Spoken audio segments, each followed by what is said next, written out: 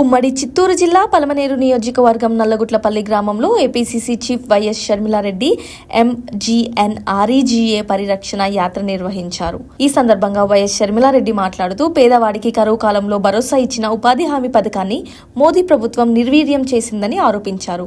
ఉపాధి హామీ పథకంలో గాంధీ పేరు తొలగించడం దారుణమన్నారు. 100 రోజుల పనికి కూడా సగటు 52 రోజులు మాత్రమే కల్పిస్తున్న ప్రభుత్వం 125 రోజుల పని కల్పిస్తామని చెప్పడం పచ్చి బూటకమని విమర్శించారు. విబి గ్రామ్జీ చట్టం పేదలకు కాదు కాంట్రాక్టర్లకు మేలు చేసే చట్టమని, ఈ చట్టంతో రాష్ట్రాలపై భారీ ఆర్థిక భారం పడుతుందని తెలిపారు. మహాత్మా గాంధీ జాతీయ ఉపాధి హామీ చట్టాన్ని పునరుద్ధరించే వరకు పోరాటం కొనసాగిస్తామని వైఎస్ఆర్ షర్మిలారెడ్డి స్పష్టం చేశారు.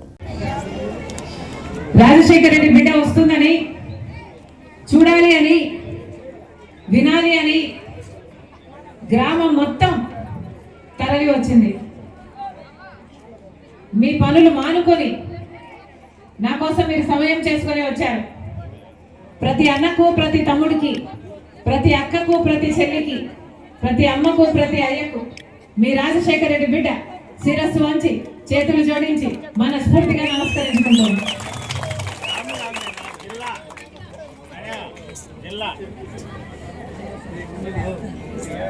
రాజశేఖర రెడ్డి గారు 5 సంవత్సరాలు ముఖ్యమంత్రిగా ఉంటే ఎన్నో అద్భుతమైన పథకాలను అద్భుతంగా అమలు చేసి చూపారు రాజశేఖర రెడ్డి గారు.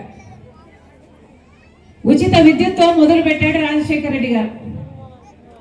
ఆ తర్వాత రుణమాఫీ అయితేనేమి, ఆరోగ్యశ్రీ అయితేనేమి, ఫీజు రీయింబర్స్మెంట్ అయితేనేమి, లక్షల మంది పేదలకు ఇందిరమ్మ ఇల్లు ఇవ్వటం అయితేనేమి, అసైన్డ్ భూములు ఎంతో మందికి పేదలకు ఇవ్వడం అయితేనేమి, 108 అయితేనేమి, ఇలాంటి 1 కాదు 2 కాదు ఎన్నో అద్భుతమైన పథకాలను బ్రహ్మాండంగా అమలు చేసి చూపాడు రాజశేఖర రెడ్డి గారు.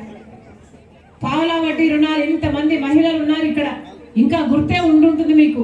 పావలా వడ్డీ రుణాలు ఇస్తే ఎంతో మంది మహిళలు అది తీసుకొని ఆ రోజుల్లో ఏదో చిన్న పని చేసుకొని వాళ్ళ కుటుంబాలకి ఆసరాగా నిలబడ్డారు ఎంతో మంది మహిళలు. ఎంతో గర్వకారణం రాజశేఖర రెడ్డి గారికి. మహిళలు వాళ్ళ కాళ్ళ మీద నిలబడుతున్నారు అంటే చాలా సంతోషించేవాడు.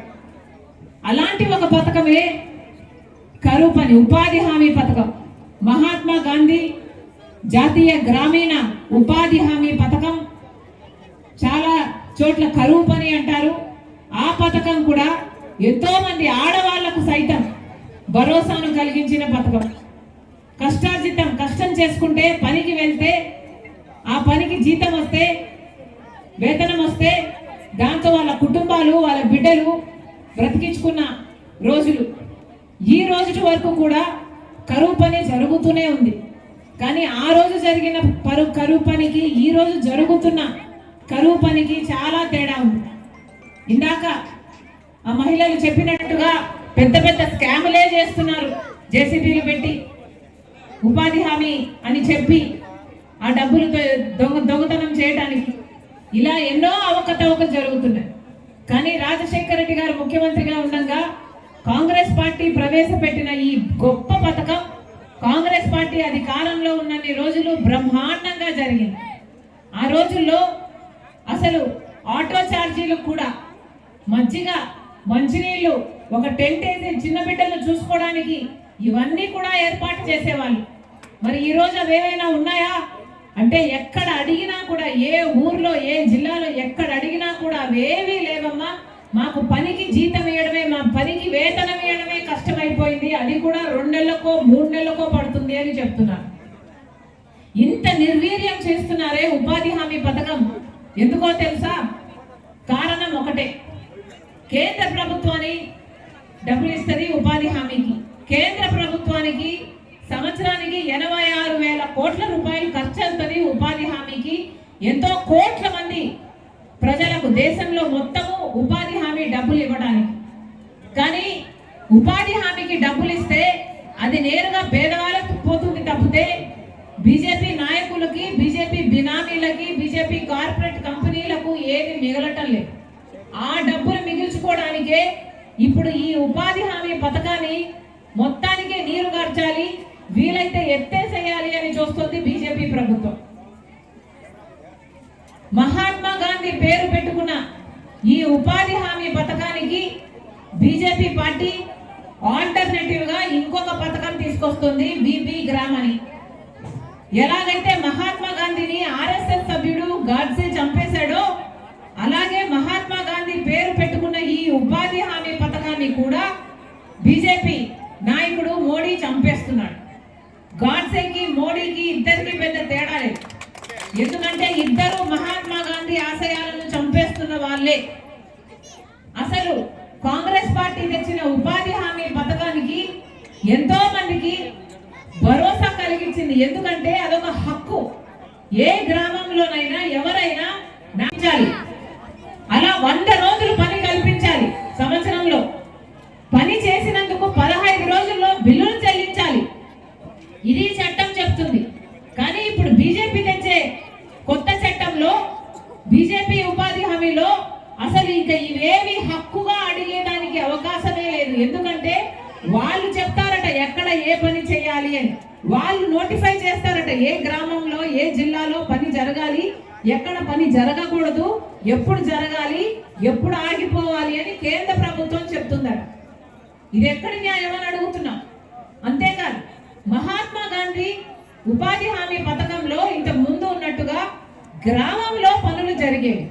గ్రామస్తులందరూ కూడి గ్రామ పంచాయతీల్లో ఈ పని గురించి ఏ పని చేస్తే బాగుంటుంది, మా ఈ గ్రామానికి మనకు రోడ్లు కావాలా, బావి కావాలా, చేనులో ఏమైనా గట్టు కావాలా, లేకపోతే పుడికలు తీయాలా, ఇలా గ్రామానికి ఏ పనులు కావాలో ఆలోచన చేసి గ్రామం కోసం గ్రామ అభివృద్ధి కోసము ఉపాధి హామీ పథకాన్ని వాడేవారు. దానికోసం గ్రామస్తులు పనిచేసేవారు, దానికోసము డబ్బులు ఇచ్చేవారు.